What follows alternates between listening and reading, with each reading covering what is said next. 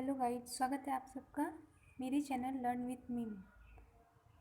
तो प्रीवियस जितने वीडियोस मैंने डाले अगर आपने नहीं देखे हैं तो प्लीज़ जाके उन्हें देख लें, जिसमें जैन धर्म और बौद्ध धर्म से रिलेटेड जितने भी इम्पोर्टेंट क्वेश्चन थे जो कि प्रीवियस ईयर में पूछे जा चुके हैं वो मैंने अपने वीडियोज़ में करा रखे हैं। आज हम गुलाम वंश से रिलेटेड जितने भी इम्पोर्टेंट क्वेश्चन हैं जो कि हमारे प्रीवियस ईयर के एग्ज़ाम्स में पूछे जा चुके हैं गाइस, हम उनको करेंगे। तो चलिए स्टार्ट करते हैं। पर उससे पहले अगर आपने मेरे चैनल को लाइक सब्सक्राइब एंड शेयर नहीं किया तो प्लीज़ इसे लाइक सब्सक्राइब एंड शेयर कर दें। चलिए गाइस स्टार्ट करते हैं। पहला क्वेश्चन, दिल्ली का पहला मुस्लिम शासक कौन था? तो हम सभी जानते हैं कि दिल्ली के जो पहले मुस्लिम शासक थे वो कुतुबुद्दीन ऐबक थे। गुलाम वंश का प्रथम शासक कौन था? तो गुलाम वंश का जो सबसे प्रथम शासक था वो कुतुबुद्दीन ऐबक था। ये आप देख सकते हैं गाइस, ये सारे एग्जाम्स में पूछे जा चुके हैं। दास गुलाम वंश की स्थापना किसके द्वारा की गई थी? तो कुतुबुद्दीन ऐबक के द्वारा ही जो गुलाम वंश की स्थापना है वो की गई। तो गुलाम वंश की स्थापना कब की गई थी गाइस, अगर ये पूछता है तो ये 1206 ईस्वी में की गई थी। आई होप आपको क्लियर होगा। दिल्ली के सुल्तान का पद संभालने से पहले कुतुबुद्दीन ऐबक कहाँ का गवर्नर था? तो ये दिल्ली के गवर्नर थे। जब ये अभी जो सुल्तान का पद था उनको नहीं लिया था, उससे पहले ये दिल्ली के जो थे गवर्नर थे। दिल्ली के सुल्तान का पद संभालने से पहले कुतुबुद्दीन ऐबक ने किस शासन के अधीन मालिक एवं सिपहसालार के पद पर कार्य किया था? तो गाइज ये मोहम्मद गौरी है। जैसा कि हम जानते हैं इसका नाम गुलाम वंश क्यों पड़ा, क्योंकि कुतुबुद्दीन ऐबक जो थे वो मोहम्मद गौरी के गुलाम थे और कुतुबुद्दीन ऐबक के गुलाम जो थे वो इल्तुतमिश थे, इसलिए इस वंश का नाम गुलाम वंश पड़ा है।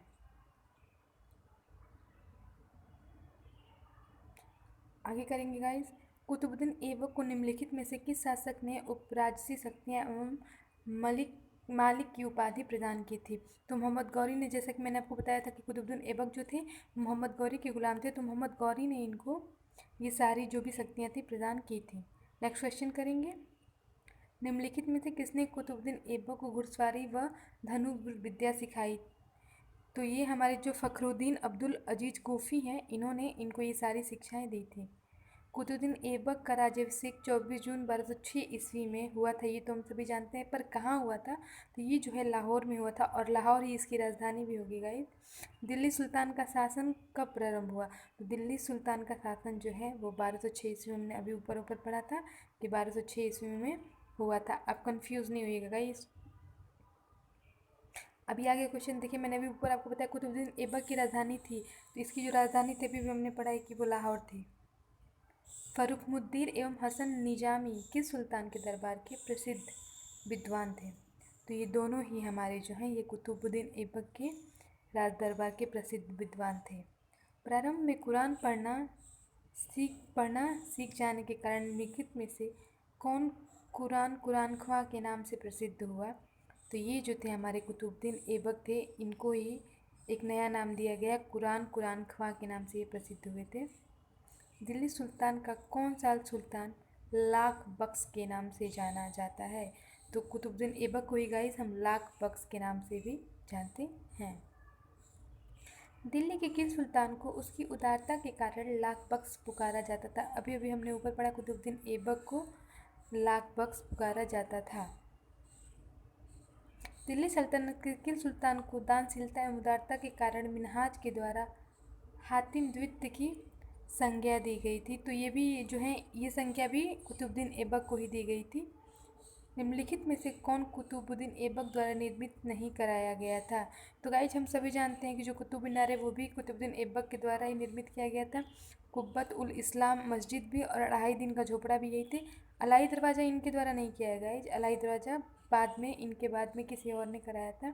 2.5 दिन का झोपड़ा नामक मस्जिद का निर्माण किसने किया था? अभी भी हमने ऊपर पढ़ा कि 2.5 दिन का झोपड़ा, कुतुब मीनार और कुब्बत उल इस्लाम मस्जिद, ये तीनों ही किसने बनाए थे? कुतुबुद्दीन ऐबक ने बनवाए थे। 2.5 दिन का झोपड़ा मस्जिद में प्रयुक्त प्रस्तर खंडों में निम्नलिखित में से किस नाटक के अंश अंकित हैं?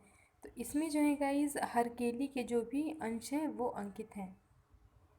अढ़ाई दिन का झोपड़ा, अढ़ाई दिन का झोपड़ा बहुत इंपॉर्टेंट है गाइस, इससे अक्सर एग्जाम में क्वेश्चन बनते हैं, तो आप ये सारे क्वेश्चन बहुत ही ध्यान से पढ़ें। अढ़ाई दिन का झोपड़ा मस्जिद कहाँ स्थित है? तो हम सभी जानते हैं ये अजमेर में स्थित है।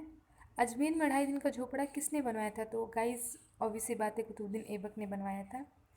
कुब्बत उल इस्लाम मस्जिद जो कि दिल्ली में है, का निर्माण निम्नलिखित में से किसके द्वारा किया गया था? तो ये जो है किसने बनवाया था? कुतुबुद्दीन ऐबक ने बनवाया था। दिल्ली की कुब्बतुल इस्लाम मस्जिद के प्रांगण में प्रसिद्ध लौह स्तंभ किसकी स्मृति में है? तो ये जो है ये चंद्र की स्मृति में इस जो मस्जिद का प्रांगण है, तो इसकी जो लौह स्तंभ है ये चंद्र की स्मृति में बनाए गए हैं गाइस। इंडो इस्लामिक कला का सबसे पहला उदाहरण है। तो जो इंडो इस्लामिक कला है ये सबसे पहले हमने कुब्बत उल इस्लाम में देखी थी, जो कि कुतुबुद्दीन ऐबक के द्वारा निर्मित की गई थी। कुतुब मीनार जो दुनिया की सबसे ऊंची ईंटों की मीनार है, इसका निर्माण 1193 में दिल्ली सल्तनत के संस्थापक किसके आदेशों के तहत किया गया था? तो कुतुबुद्दीन ऐबक के द्वारा किया गया था। गाइस आपको मैं एक और बात बता दूं कि इसकी शुरुआत कुतुबुद्दीन ऐबक ने की थी, पर इसको जो पूरा निर्माण है वो इल्तुतमिश ने कराया था। तो आप क्वेश्चन में कंफ्यूज ना हो, इसको बनाने का जो जिम्मा था वो तो कुतुबुद्दीन ऐबक ने किया था, पर इसको पूरी तरह से जो बनवाया था वो इल्तुतमिश ने बनाया था। आगे के क्वेश्चन हम अपने नेक्स्ट वीडियो में करेंगे गाइस। अगर आपको मेरी ये वीडियो अच्छी लगी तो प्लीज़ चैनल को लाइक, सब्सक्राइब एंड शेयर कर दें। Thank you guys.